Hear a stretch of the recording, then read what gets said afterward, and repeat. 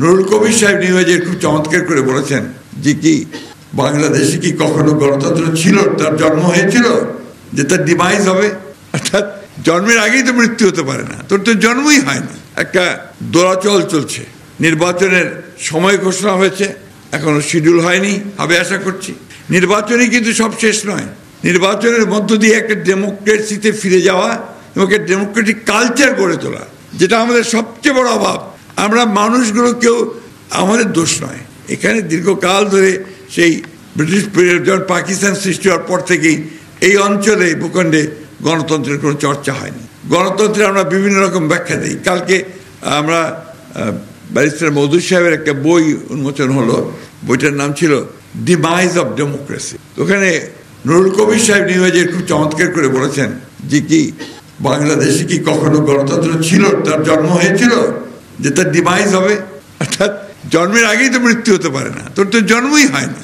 গণতন্ত্রকে এখানে সত্যিকার অর্থে প্রাতিষ্ঠানিক রূপ দিতে হবে এবং তার প্রধান কথা যেটা যে আপনাকে অন্যের মত সহ্য করতে হবে, টলারেন্স। আপনি আপনার কথা বলবেন, সেটাকে আমি সহ্য করব না, পিটিয়ে দেব, আপনার মব ভায়োলেন্স তৈরি করব, কিছু মানুষ তৈরি করে বলবো যে ভেঙে দাও, চুরিয়ে দাও, তাকে মেরে ফেলো পিটিয়ে। দিস ইজ নট ডেমোক্রেসির মূল কথা হচ্ছে যে আমি তোমার সঙ্গে একমত না হতে পারি, কিন্তু তোমার মত প্রকাশের যে স্বাধীনতা, তাকে আমি আমার জীবন দিয়ে হলেও রক্ষা করব। দ্যাট ইজ দুর্ভাগ্যক্রমে আমরা এখানে অন্যের মতকে সহ্য করতে চাই না, আমরা তাকে উড়িয়ে দিতে চাই। এই জায়গা থেকে আমাদেরকে সরে আসতে হবে।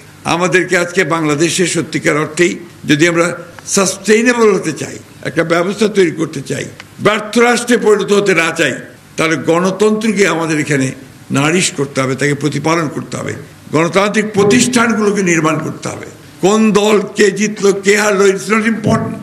ইম্পর্টেন্ট হচ্ছে যে আমাদের গণতান্ত্রিক প্রতিষ্ঠানটা শক্তিশালী হলো কিনা, আমার জুডিশিয়ারি ইন্ডিপেন্ডেন্ট কিনা, আমার মিডিয়া ইন্ডিপেন্ডেন্ট কিনা, আমাদের আপনার পার্লামেন্ট ইফেক্টিভ কিনা, আমাদের ব্যবস্থাটা আইনের শাসনে চলছে কিনা, সুশাসন চলছে কিনা, মানুষের সামাজিক মর্যাদা, মানবতা আপনার এইগুলো আমরা রাখতে পারছি কিনা, এই বিষয়গুলোকে নিয়েই আমাদের ভবিষ্যতে কাজ করতে হবে। আজকে বিএনপির সবসময় বিএনপির উপর দায়িত্বটা বেশি বর্তায়।